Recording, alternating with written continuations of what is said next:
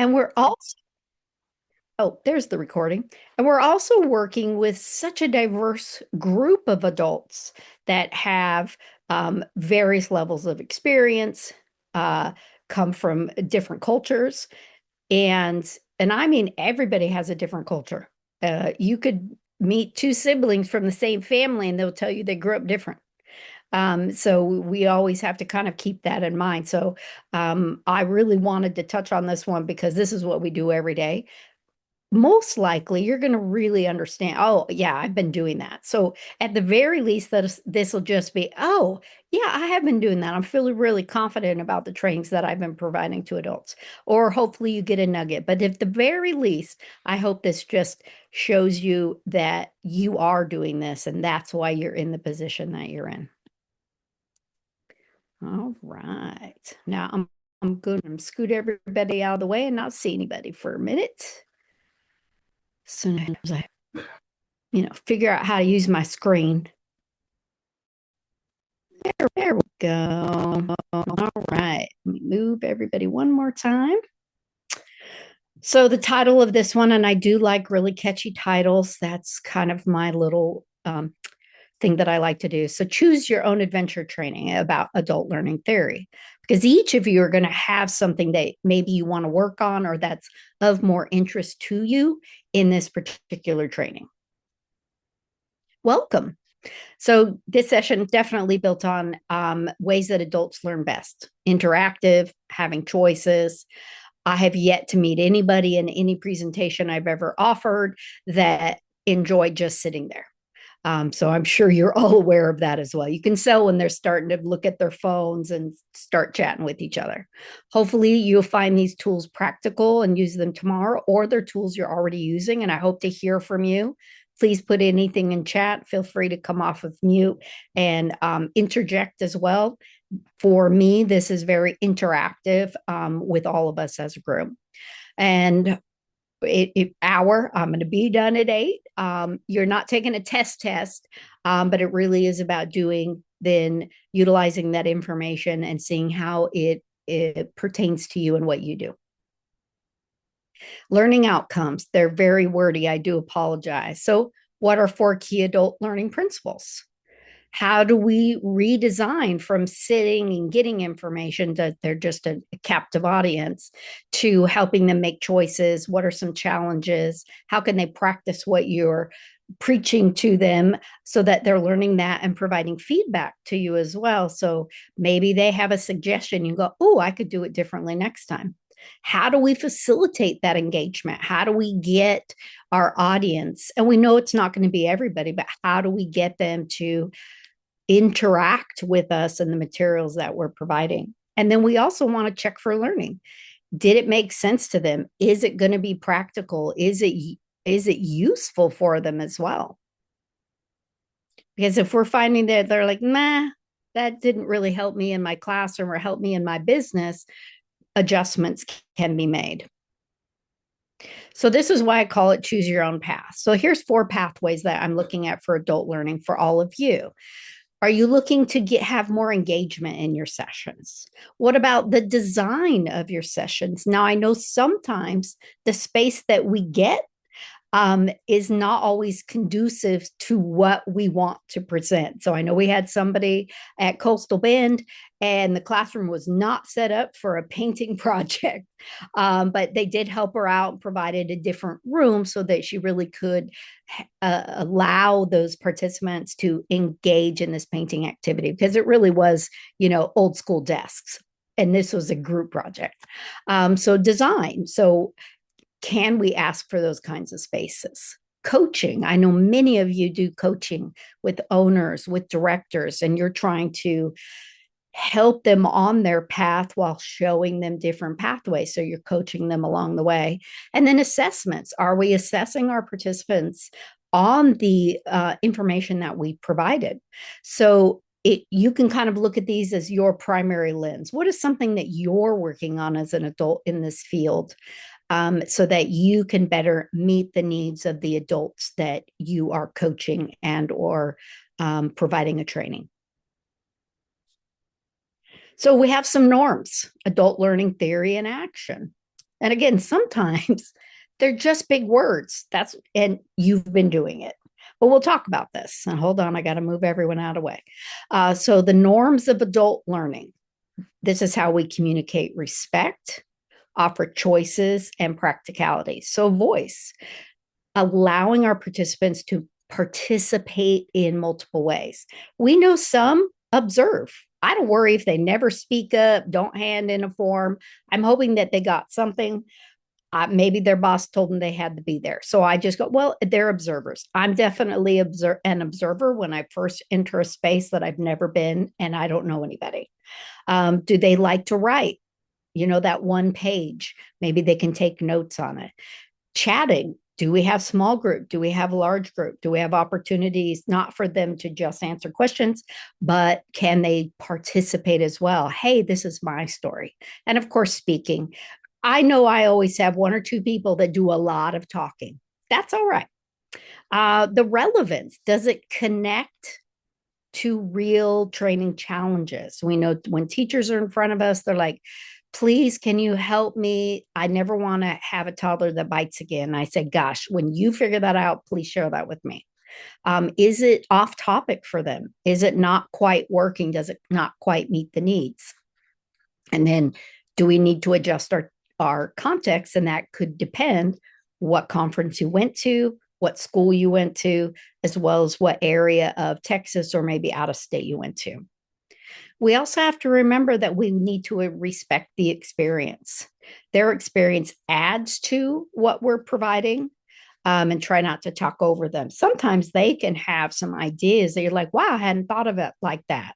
And you might even veer off just a little bit to talk about that. Practice, practice, practice, practice. Try the tools, try them out, because as you're practicing, it helps you discover what works and what doesn't work versus just sitting back and, being passive about it. Keep it brisk, use timers whenever possible. I'm the worst at that. I will talk your ear off, but it is something that I'm working on as well. And most of my slides I can throw timers on, but I didn't tonight. Confidentiality. This is a big one for me. And usually trainings, I have that as my second slide after my title slide. It's a safe space, telling stories. I never share names. And if I do, I call them Billy and Susie. I probably shouldn't, but those are names that just stuck with me for 30 years. And I don't know any Billy or Susie. So if I do, I'll be like, nope, not your Billy. But really making sure we're not using names. I even really refrain from using gender if I can. I might say, oh, a preschool child or a toddler child. But I do try really hard because we never know who's listening. We don't know who's in that space or that room or who they know. All right, this is the time for everyone to share. So you can come off of mute or put it in the chat. And again, everyone doesn't have to. What was your worst training ever that you provided and you felt like, wow, that could have gone better? Anyone want to share like one thing about it? Like what made it the worst for you or not so great?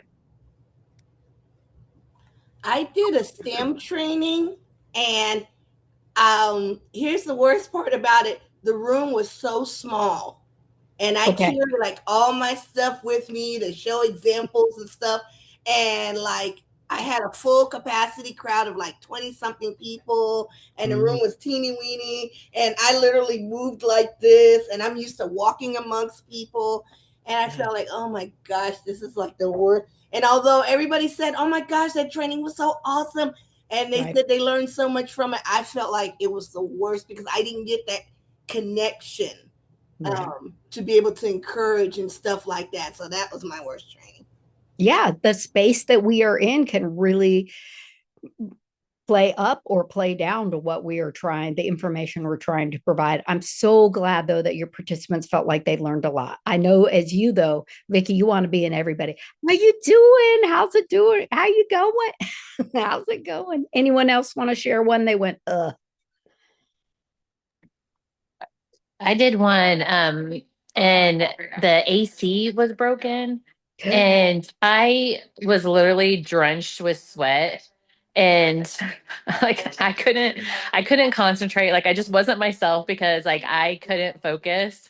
And I mean, I think the reviews and everything was fine, but like just because I wasn't comfortable, because I literally like I think my entire back was just like a pool of sweat.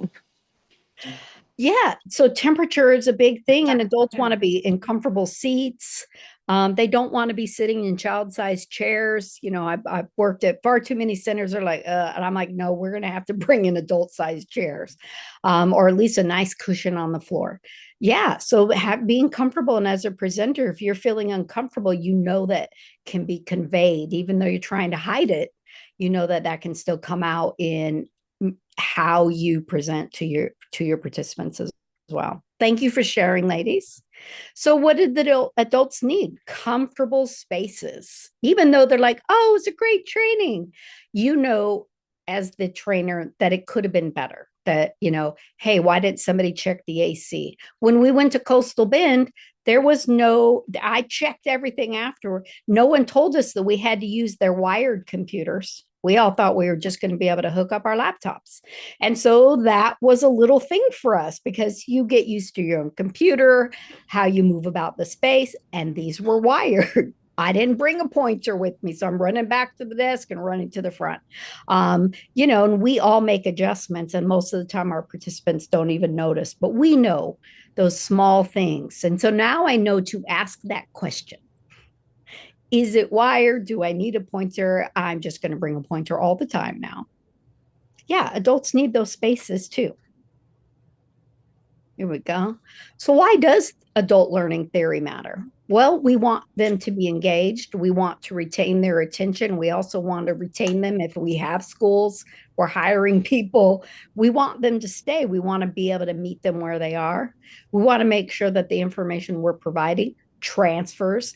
That means that they get that information and they're able to use that information. And we want to be respectful of their time, their differences, as well as their expertise as well. And we know people vote with their attention. And when I start seeing too many people going on their phone, I'm like, okay, we got to get up. We got to change up something.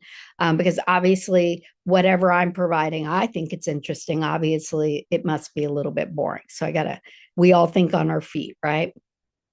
We don't want them to shut down. So here's one where I'm talking about big words. So adults, not exactly the same as kids, but a lot of the things in my slides are going to be like, wait, I did that in the classroom with preschoolers. But we know it's not as teacher directed, right? It's more learning centered, which is a way we're trying to get those educators, those classroom educators to go as well, right? Be learning centered. What do we want the kids to learn? What is the problem? It's not just the content I'm providing today, but what is the problem that is trying to be fixed? I've yet to meet somebody that's going to a conference or calling me into their school that they didn't have a problem that they were trying to fix, and they just wanted some support in that. We know the adults always want control over things. They want it to be relevant, and they want it to be useful that day or the very next day. So, Andragogy, just like pedagogy, is the art and science of helping adults learn. So we have Knoll's assumptions. This is an overview. So the assumptions about adult learning theory, they need to know. How does it impact their self-concept? Because we don't want an adult to feel like, wow, I'm really bad because I yelled at the kids. No, we're just trying to provide an alternative to raising our voices and explain also the why behind that. That their experience, oh, I spelled that wrong, experiences is a resource. What you know is a resource. We're not going to tell you, don't do what you're doing. We're just going to provide that additional, hey, have you thought about this? Are they ready to learn? Are they problem centered? Hey, I have this thing that's going on and I really could use some support. And are they internally motivated, or did their boss tell them they had to go? We'll talk about them a little more. Need to know why this, why now?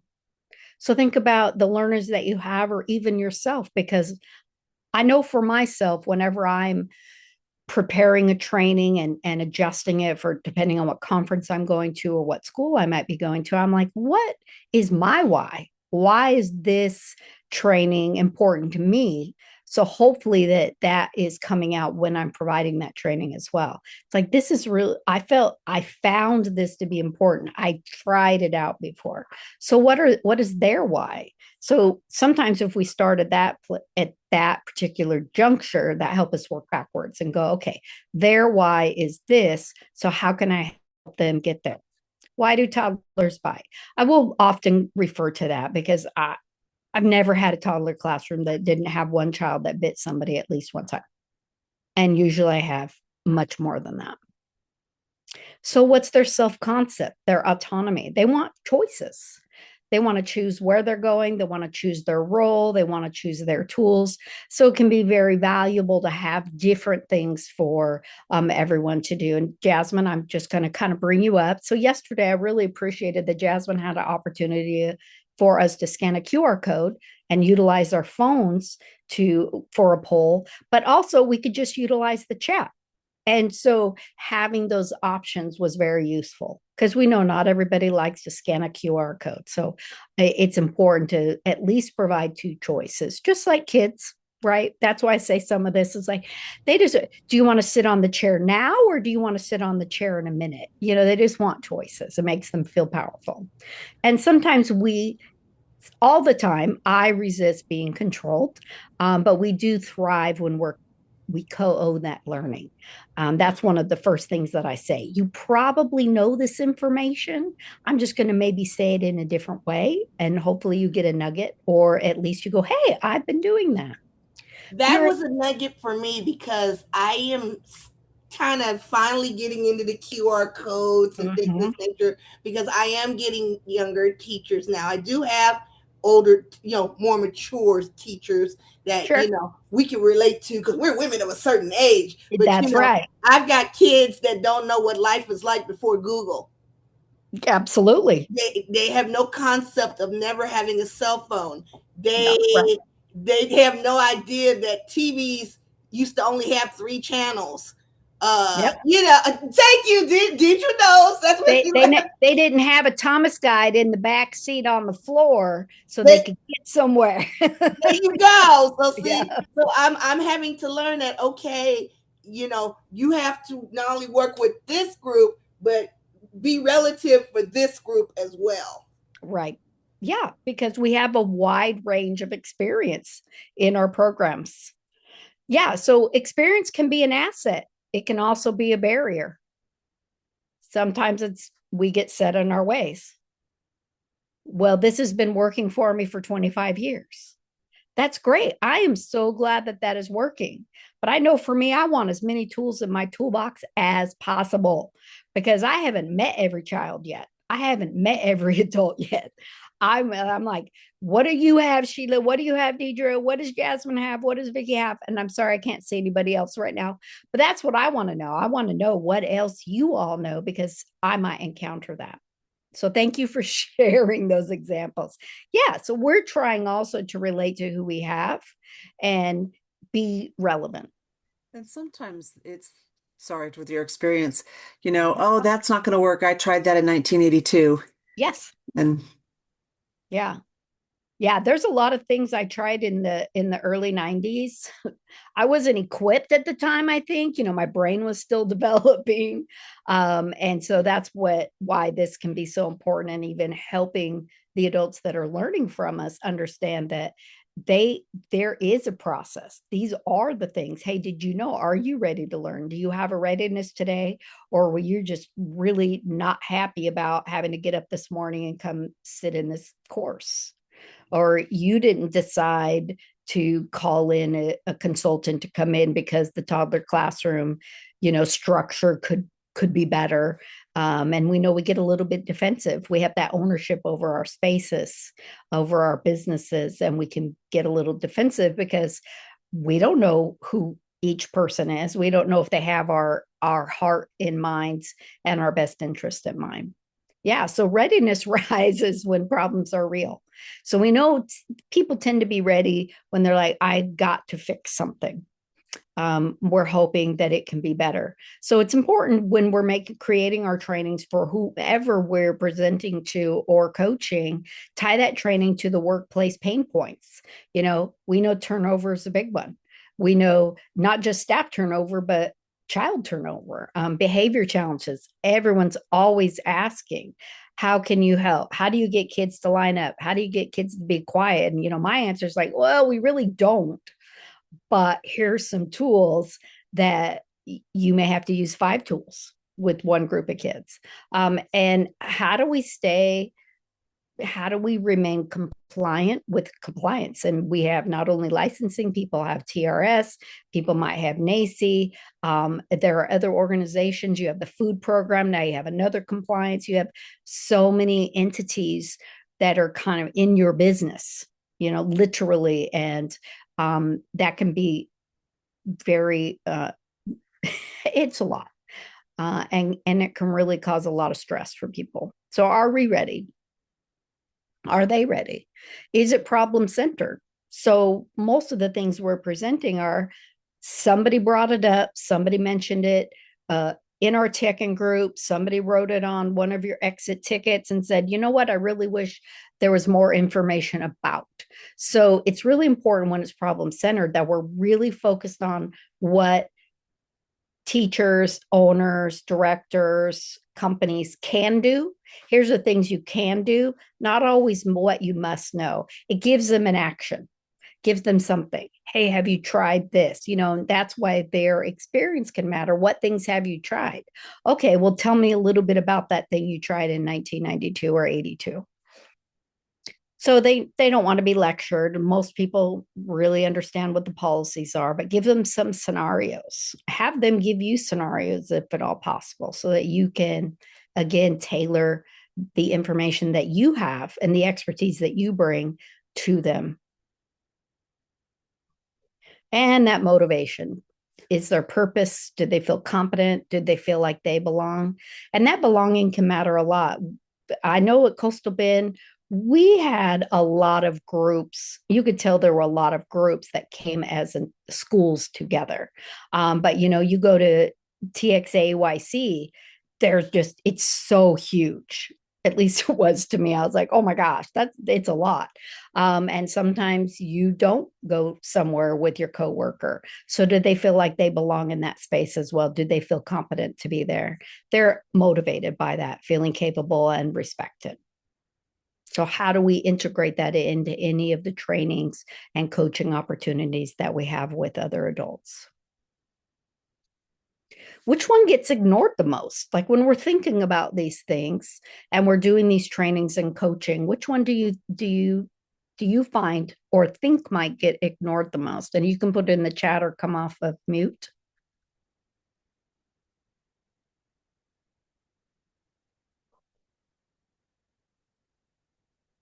Anybody?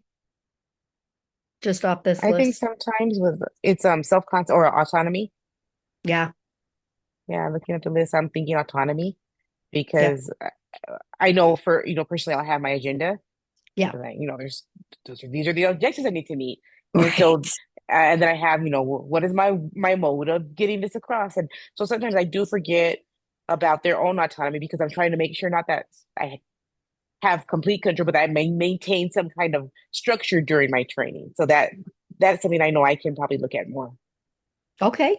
That's great. Thank you for sharing that, Naomi. I really appreciate that. Yeah, we are there to provide this information. Somebody hired us, whether for free or providing a monetary, that check in my envelope was lovely. But we don't want to get off track for the most part. But sometimes we have to. We have to think about, are we helping them understand that their self-concept and their autonomy matters within our space as well. And I'm just going to check the And chat. Michelle, we have some things in the chat. We Good. have experience as a resource and internal motivation. Yeah. Why are they there? I've asked that before in trainings. Why did you come? My boss made me. Okay. But what do you want to get out of it since you have to be here? And then experience as a resource. Sometimes, like I had mentioned, that can be a positive. Hey, I just want to add to my toolbox, or I know everything. So they kind of shut down. I was like, well, I'm just here for the hours because I have to maintain my hours. And, so these are some of the things that you can put in all of your trainings. Hey, we have a lot of experience. I mean, Tekken, how many years of experience do we have in Tekken? A lot, a lot. At the Coastal Bend, they asked, how many years of experience are sitting in this room? Was 1,187 or 83? I guess 182, 1,082. But I mean, over 1,000 years of experience in that space. And so, letting your participants and anybody you're coaching know your experience matters. I need to hear from you as well, even if it's in just in your exit ticket. Theory to practice, less telling, more doing. The doing can be, think, pair, share. The doing can be just turning to your neighbor, having a conversation. It doesn't necessarily mean you have an activity like a STEM presentation. Absolutely, people are going to be up looking at that, and there might be people that do want to get up and move around, move about the space, and others just want to stay in their seat. So just making sure that they feel like they are part of this, not just inactive participants. Yes, Miss Sheila. Sorry, I didn't have the TV in the background muted. Um, I noticed that I try to. Sorry, I don't know why this TV doesn't want to mute. I try to give way too much information, so I have made a conscious effort this past. I'm so sorry. I don't know how to turn this off. I can't hear it. Okay.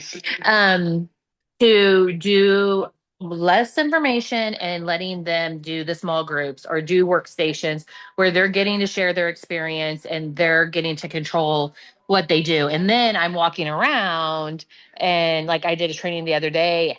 There's some girls, a couple, I mean, it was like 100 people, but there's probably Right. about 5 that weren't in getting involved. I'm like, hey, what's going on? And get them involved, like get them with their group and, have them, have a facilitator, have somebody writing, getting them different jobs within the little groups to get them more involved. Because when you're up there lecturing, you lose so many. And I'm horrible at it because I want to give so much information. And so I have to remember that's not how adults learn. Right. Because our experience can get in the way too. Hey, I've got this knowledge. I want to share it with you. It worked great at these 3 organizations that I went to. Absolutely. So, really, and this is something that I've always trained, educators, hiring, mentoring is like, really, we're facilitators. We're facilitating their learning. So I love that. What Sheila said too, they might not want to participate in the conversation, but they might want to be the one that writes everything down. And so that's still an important job. Very important job. Not everybody likes to write. My writing goes crooked, so I'll put someone in charge. But so be thinking about that. You're facilitating their learning, not just trying to get what you want to tell them out. What do they want to learn while they're in there? What do they think your presentation's about? So part of this adventure framework is that there's choices for you as well. And remember, make choices that you can really live with. Just like with children, you want to do that with the adults that you're with as well. Is there a challenge, something that they're working on, something that you're working on? Let them practice that, having conversations with others. Oh, hey, I had that in my classroom before. Oh, yeah, one of my teachers came to me and talked to me about that in their preschool classroom. One of the things that I love about conferences is that teachers can hear from other teachers. Many times when we're in a brick and mortar school, we don't really get to talk to anybody else. So these are opportunities for them to hear from somebody else in a completely different school. What did you get to do? Feedback. We're offering them feedback from ourselves, but really letting those participants offer feedback to the other participants. And the transfer is, did they get that information and were they able to take that information and be able to put it to work for them? So it's part of the mapping. Are we offering choices? One, those 2 choices. What's the challenge? What are we trying to work towards? What are we wanting them to learn? And typically it's based on there was a challenge and here's a way we found that could make life a little bit easier, giving them opportunities to practice, offering feedback, getting feedback from them, and then ensuring that they can take the information that they learned back to their schools or put it as owners, put it back into their schools as well. It's not our job to cover content. I think Sheila just mentioned that. We want to create learning conditions. And no AC makes it very hard to have a positive learning condition. Nobody wants to be sitting and sweating because we're like, oh my God, where'd the AC go? Or if you've ever had hot flashes while you're doing presentations, you know, it could be 40 degrees in there and it doesn't matter. But what are some conditions that we need to make sure that we are creating these learning conditions? Clarity. You know, bullet points are great. Sheila, I'm the same. I get very wordy on my slides. I've really had to work on it. Bullet points are great. Don't need a full sentence. And you can go, what does clarity mean? What does safety mean to you? Do they feel safe sharing in there? Maybe their boss is sitting in there and so they don't feel comfortable sharing. So can you have those exit tickets that are private that they could write on and share with you? And then giving them opportunities to practice, asking questions like, well, what do you think you would do with this information when you go back to your school? And this is that part of that engagement toolbox, you know, that think, pair, share, do polls. And I know Jasmine did a great job with her polls last night. I wrote that down. I'm like, I'm going to be looking into that. Thank you, Ms. Jasmine. Scenario choices. I know a lot of times we have presentations that have scenarios to give us a, hey, what would we do in this situation? The teach back, we'll talk about that as well. And that's really part of that learning. Did talk to somebody and go, what do you understand this training to be? And teach it back to your neighbor, you know, so you guys are talking and everyone, we can't decide what their perspective is or how they receive our information. So this can be a great opportunity for small groups or, you know, just, you know, look at your neighbor and tell them what you learned or what you think this presentation's about. And then that reflection, which again can be part of an exit ticket. What is one thing you want to take back to your center? What is one thing you want to do differently to coach your team? What is one thing different that you want to do again within, and I'm thinking within these environments, but depending on what your training is, and what's one that you already use? Again, part of that competence, helping them feel, hey, I already use this, and asking educators that as well and other participants. So that psychological safety equals learning safety too. So it's really can be very valuable to, you know, hey, you might say something, nothing in here's wrong. We just may have to alter it to make it fit within minimum standards guidelines, within Texas Rising Star guidelines, within NACCE guidelines, within food program guidelines. Like, how do you get around that? You know, for me, food program guidelines were really annoying and I don't think very realistic. This is me on my soapbox. So I think snacks are great. Kids love snacks. So I just had to find better snacks, you know, sun chips instead of potato chips.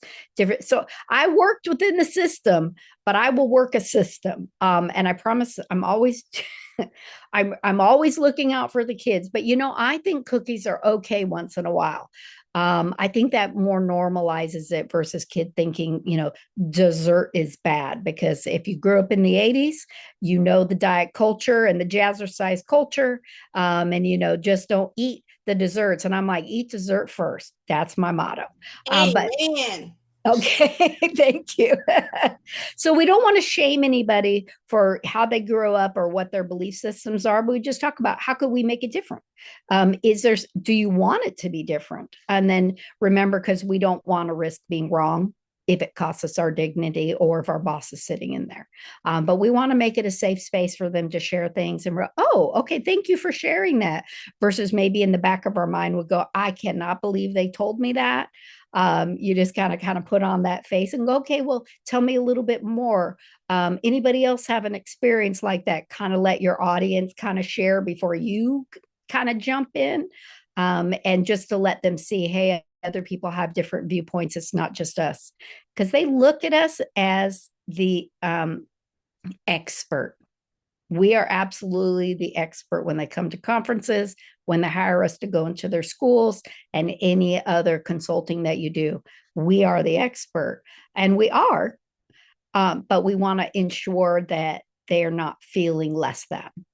within our expertise, that we all have something to share. So sometimes there are 4 common training problems, challenges. Low engagement, we've seen that. Too much content, we're crunching it to get it all in. Some resistance. We talked about experience, maybe like, but I already know this. Why are you telling me this? Anybody have a preschooler say that to you? I already know. And they do the little head. I'm like, how did you know how to do the head? And sometimes it can be hard to measure learning, especially for us. So we're like, here's your exit ticket, ABC. So try to have those conversations. Let them converse with one another as well. That might help really get out, hey, what did you learn?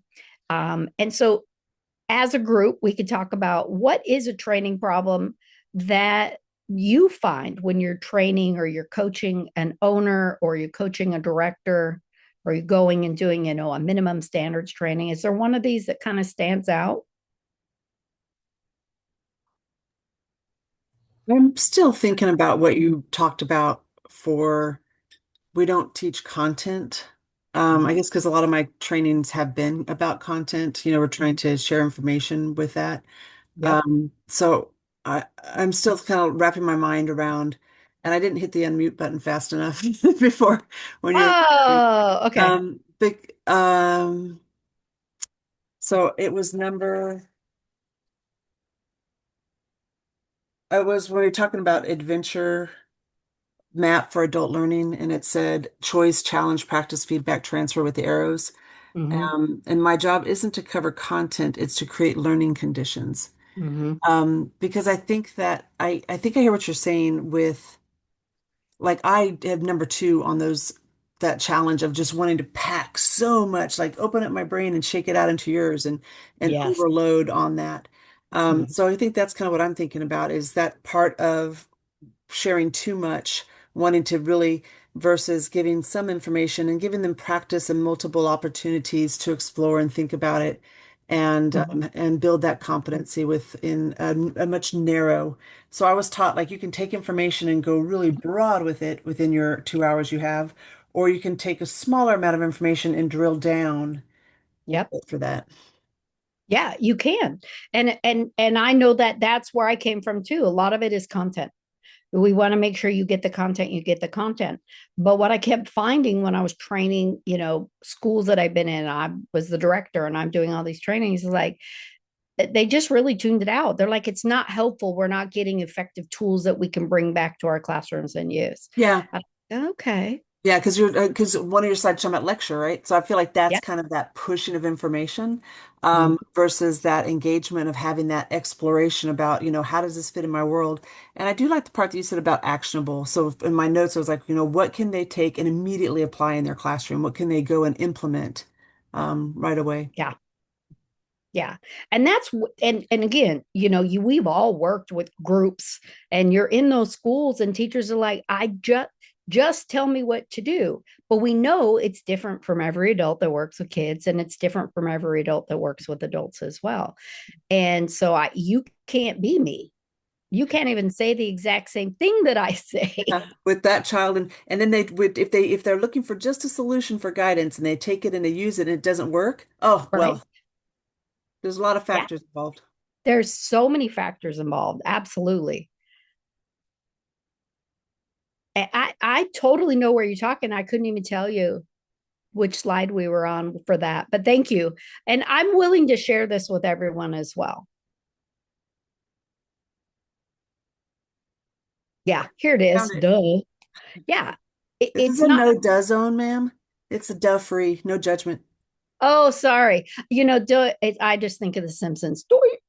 Yeah. So we want to provide a safe space. We want to create a space where they're like, I want to learn something today. Just like in classrooms for young children. It's like we want them to come in and go, oh my gosh, what is that over there? Vicky, you guys have STEM stuff for, whatever it is, Naomi. And we just want kids to get excited about what they're walking into. And how can we do that in these spaces, sometimes too small, sometimes without air conditioning, and help them feel like this is a place where you get to choose your own adventure. Do you want to learn today? If you don't, I can't make you learn anything for sure. So Something just, I started doing, yeah, and are you going to send the certificates to this whole group, or how are you going to do it? say again one more time. Are you going to send your certificates like to the whole group in one email? Oh, I have a QR code at the end, and then anyone that Oh. doesn't want a QR I was going code. to say, because I can email it all to you. I started doing this action plan that Mhm. I don't follow up on. I give it to the director. If it's that case, or if it's individual, if it's like a workforce board and there's not a director there, then they can Right. email me. And I Mhm. actually have home providers that do it like once a month. And Good. it's applying a knowledge. You get an Yeah. extra hour of training if you apply something you've learned from the session. Yeah. And I don't get a lot like that go directly to me, but my hope is that their directors or whoever they assign are doing it to reinforce that learning. Because I mean, that's like closing the loop, right? It is closing the loop, and it also is building their confidence. That it's helping them feel very capable. Oh, look, I can. Because a lot of times what happens, oh, you didn't do that right, but they don't get a lot of feedback when they're doing well. And Right. so it's something that they can use, something tangible, physical you can hold on to and show, you know what, that did work. It might not work for every child in your classroom. And that's okay. It's not going to work for every adult either. That's why there's so many of us. We might not be the right fit for somebody, and that's okay. So just ensuring for our engagement toolbox, so we have different ways to help facilitate that learning space that we created. And you could be using all of these. Some people are writers. Some people do want to talk to somebody. Some people maybe want to take the poll on their phone. And so I believe we all do a little bit of this. And if you have more, put them in the chat. I think we've got two things in the chat too. Again, psychological safety, we talk about that. So normalize mistakes. Mistakes are how we learn. It doesn't stop because we leave preschool and we go to grade school. Adults, we learn more from our mistakes. You look at scientists and even the polio, thousands of mistakes before he came up with the polio vaccine. One success made a huge difference and impacted worldwide. But a teacher impacting a child who's had challenges, who isn't having great days at school, and they have a successful day, they have a successful 5 minutes, that's a big deal. And that can really build confidence as well. Same thing we don't want teachers to do with children. We want to ensure that we are normalizing and saying, hey, well, let's talk about it in the class, and helping your participants know too, that again, it's a safe space. We're not here to judge anybody. So I know sometimes the big one for me is always number two, too much content. And it's not that it didn't look like too much. I timed myself speaking, but the group focused on one thing. They were like, hey, I want to talk more about this. So you might not get through all of your slides, or the rest of your slides or content might not be as relevant to the group that you have in front of you as well. So know that think of creating these presentations and offering this knowledge to groups is like a lesson plan. It's a suggestion for the day. And sometimes you might have to veer off just a little bit because this group is really focused on A or B. And you might have to, these are the slides, you can read them, but let's have this conversation. You can keep flipping through them and let other participants read that. I haven't felt yet like I get a lot of resistance, but more so working with owners, that's where I have found the resistance. I already know that, and they especially don't want to hear that they need to make some changes too. So Work group direction. This is if we're all working together. What's an adult learning level that's missing? Think of those from your slides. What is something else you could add? So it might not be missing, but it's something else you can enhance. You can redesign some of your trainings and use that adventure framework and pick one engagement. You don't have to change everything. Some of the sentence starters where adults need to know what does this group need to know? What do we know about this particular conference? They always have a theme. What do they need to know for this particular? Is it about, is it more for administrators and directors? You definitely may adjust or create new content for directors and owners versus maybe infant teachers, and then your toddlers and your preschool teachers, your twos teachers. We'll give choice by. How will you give them choices? What kinds of choices do you feel comfortable offering? And what will the practice look like? Is it just turn to your neighbor and talk? Because maybe you have a very small room and you can't get up and walk around. Can you get into small groups? Can you bring I just call it large Post-it paper. Can you bring it and people go and write their ideas down? So you could have all these materials, but sometimes getting into your space will help you decide really what you're able to get done and how you're able to allow your participants to participate.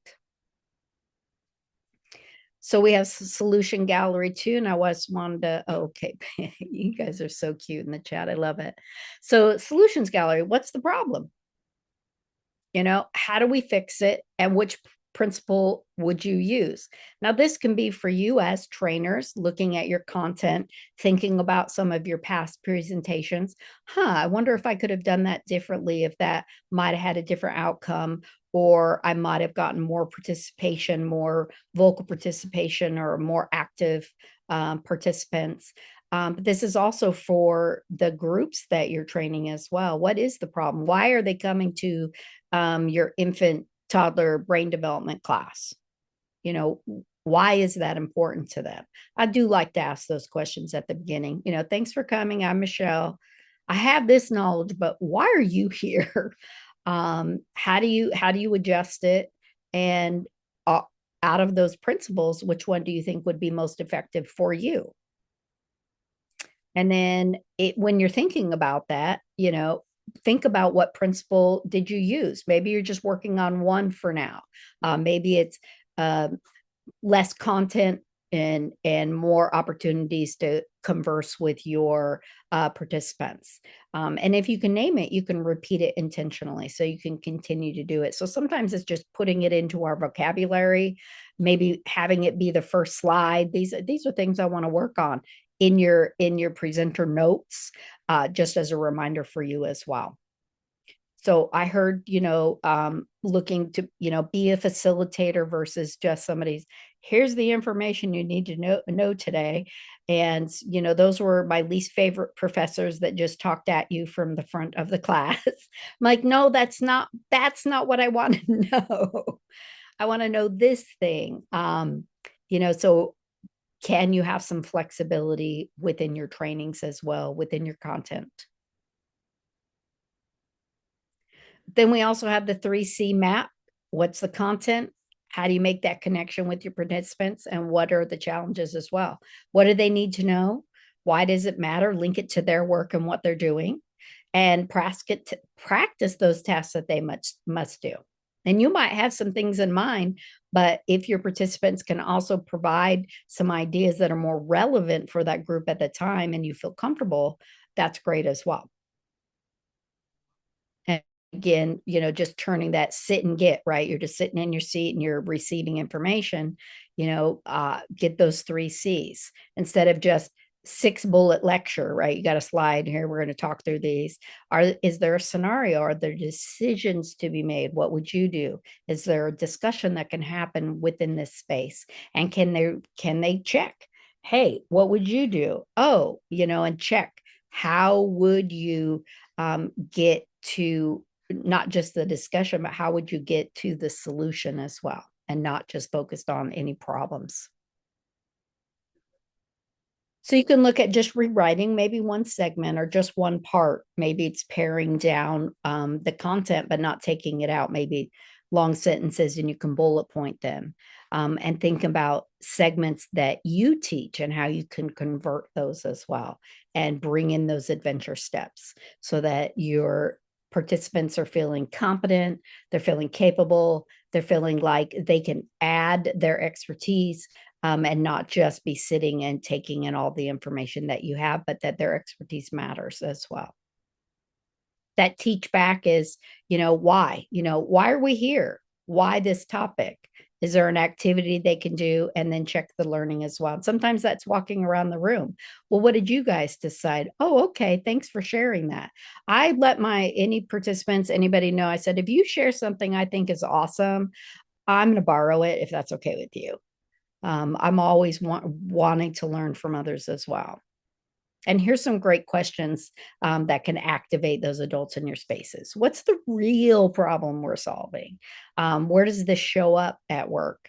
What would you do first? And sometimes our participants, even a director, might feel like, well, I can't really do what I want to do because the owner wants it done this way. Or teachers might be, I can't really do it the way that I think would be best because the director said I have to do it this way. So this could be in a perfect world, what would you do first? What's another option? What might get in the way of whatever you're trying to solve? And how will you know it worked? We want them to also be objective and be testing those strategies and seeing, well, hey, you know what? The kids were able to walk from my room to outside today, and nobody ran off from me. That's always a big one. What did you do? Well, how did you make that work? Will it work every day? And then some of the feedback that builds competence too. What's the situation, what's the behavior, and what's the impact? So we talk about the negatives, but can you turn some of that impact into a positive as well? Kids that want to run away from you, I always look at them like they're leaders, and I give them big jobs. They always have to hold the door. That's a big job. I need that job done just to help them not run off. I sometimes call that manipulation. But again, it's a solution that I found, that child that wants to run off and be first, if I can give them big, important jobs to do, like helping me hold the door and counting everybody and make sure everybody left the classroom. Sometimes that helps them feel capable and competent as well. And same with our adults too. What's the impact on you? Michelle, that is so good because I know I have one. He acts out every opportunity he get until one day I said he needs something to do. So he's my line leader, and he's the door holder, and I'll say post, and he'll run to the door and stand at attention and hold the door open. And what really tickles me is I'm trying to get him to learn to be a gentleman, to open the door for the ladies. So he'll open the door for the ladies and slam the door shut on his sister. Still working on that. But well, siblings have their own language. This is true.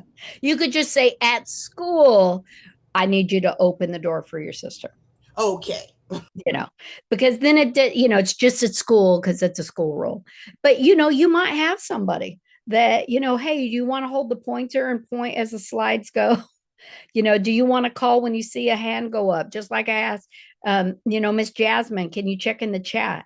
You can see when someone's like, I don't really want to be here, and they're on their phone, or other jobs they can do within those spaces as well. And these are just some quick checks. I'm going to go over these too. Fist to 5, scenario choices, 1-minute paper. Again, to test those, check for understanding, test for learning. We'll call it check for understanding, teach back, exit tickets, and reflection. What changed? Remember, the checks are for you too, these things as well. What worked well in that presentation? What didn't? And so this is just a list. I'm like, can you see this whole thing? So really, participants show a number. Hold on, I got to move something with their hand. Are you feeling lost? It's kind of your check-ins, right? Maybe you're about 20 minutes in. Okay, is anyone feeling lost? And you could have these posted. Shaky. Mostly you're getting the information. You're feeling confident. I can teach it. Anyone who says I can teach it, have them help anytime that you can. Scenarios, give a realistic situation, 2 to 4 options. Learners are choosing the best one. This is another opportunity where you can raise your hand. Well, what would you do? A child bites somebody. You put them in timeout. You take away their recess. You could kind of work on these kinds of options, even though they might not be options you would like to see. Kind of gives you an understanding of what the learning process is and what the knowledge process in there. 1 minute papers, people that like to write. What's the most important thing you learned? This could be your exit ticket. What's still unclear? You could do this 15 minutes before you end. You might be able to have the 1 or 2 big questions that you can answer before you go. And how might you use this tomorrow, next week? It's a concept strategy for teach back. Turn to your partner, have those conversations. It can be with someone they know or not. Explain it like you're training somebody, and show how you'd introduce this to maybe your coworkers. Maybe they're going to bring it back. Those exit tickets and end of session response that focuses on what they will do next, not what they heard. And reflection is, what changed for you? What changed? Maybe nothing. And that's okay. It's still an answer. Exit ticket, proof of transfer. One change I will make. One tool I would try. One barrier. Sometimes there are barriers. I really want to try this with the kids, but my boss won't let me. Sometimes that's coaching for that person as well. How to speak to their boss. Hey, I went to this training and Miss Michelle said that this has really worked in some other centers. Sometimes you got to catch your boss on a good day. Pitfalls, too much content, how you can fix it, chunk and practice. There's no why. Do that in your opener. No choices, provide some choices. And there's no transfer. There's not an action plan. What will you do with this information? So you can use those fixes to help improve any of your sessions. Design change, engagement, quick checks, just things you can do. And you can choose one commitment, tell a partner right now. If you want to share that, maybe you guys talk about this or email or text one another too. What's something you might want to do? And Mel, I really appreciate you sharing too, that's something that stuck with you. So thanks for sharing that with me. I appreciate that. You can do things at the end of your trainings, those last 5 minutes, that parking lot of questions. Sometimes we have to put a pin in it. Hey, we'll get to that. Tell them to write it down or remind you. Maybe they need help applying that information. Maybe you follow up with them if that's something you can do. Let me take your email. I'd love to answer that question. I think I could be of help to you. And thank you. I knew I went a little over. I'm telling you. But this is me. You can take a picture of this too if you need to. And I just want to thank. Go ahead. Heard somebody. Oh, I just unmuted. I was just going to say thank you. It was a lot of good information. Thank you. And I do have a 1-page that I was just gonna. I'm gonna put it in Tekken. I have a 1-page. Do you have the link for the QR code? Because I'm on my phone. You know what? Can I send you the link? Yeah. Because I realized that's not clickable. So I have it, Sheila. I will send it to you. Hold on. So I'm going to send this out on the Tekken email, just because it's the 1-page adventure design job aid. Just it's kind of a synopsis 1-page to try to break it down. So I'll send that out so everyone just kind of has it.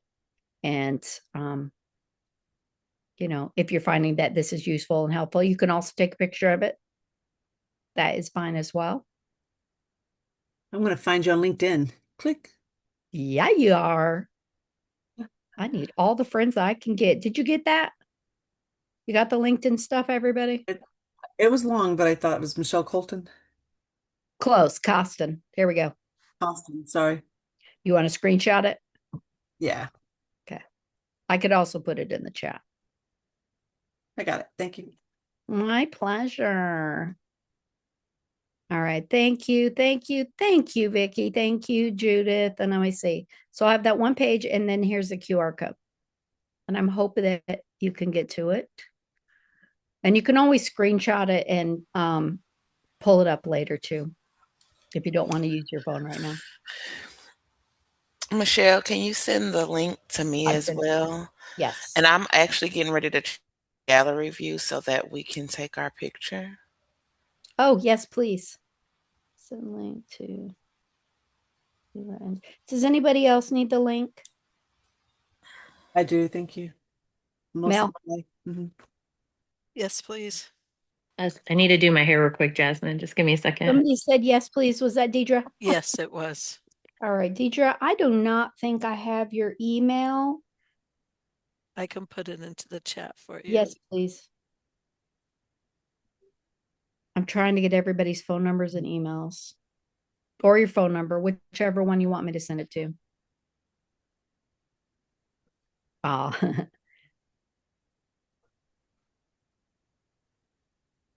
Oh, thank you, Deidre. So then it's ANN, okay, at Gmail. Perfect. All right, I'll send that to you. Thank you. Mel, did I already get yours? Put in the chat box. Yeah. Yes, please. Thank you, Cody. And I'm like, I didn't move it all the time. There's Cody. Thank you, Cody, for joining me today. Glad to have you. I've got the whole chat just sitting right in the middle of my QR code. Oh, thank you, Melissa. You go by Mel, though. Yeah. Okay. No, I'm good. There were so many people that started working, Melissa Smith, Melissa Bailey, Melissa, that at work, that was something I did to differentiate. Did you go to school with a lot of Melissas? I went with a lot of Michelle's. Melissa and Pinley, Melissa and Palmieri, Melissa and Plot, yeah. Yeah, yeah. I had a Michelle Christian, a Michelle Panagas, Michelle Augustine, so I got to be at the front of the line. Yeah. My sister's name is Michelle. Yep. Yeah. So I go by Shell. Oh, that's cool. Yeah. Differentiate. I like to stand out, right, Mel? That's right.